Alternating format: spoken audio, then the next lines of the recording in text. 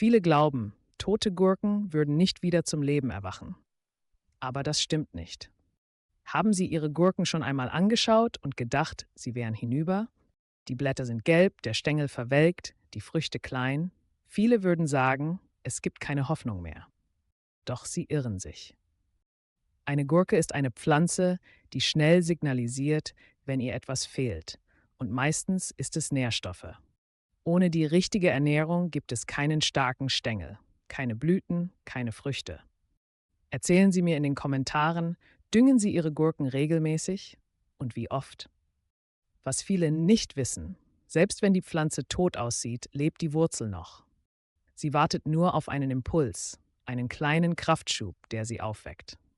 Heute zeige ich Ihnen genau das, eine Mischung, die Gurken wieder zum Leben erweckt und sie von kranken in starke und ertragreiche Pflanzen verwandelt.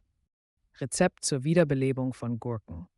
Fügen Sie in 5 Liter lauwarmes Wasser Folgendes hinzu: 1 Löffel Zucker, 1 Esslöffel Asche, 1 Teelöffel Natron. Gut vermischen und die Pflanzen morgens oder am frühen Abend direkt an der Wurzel gießen.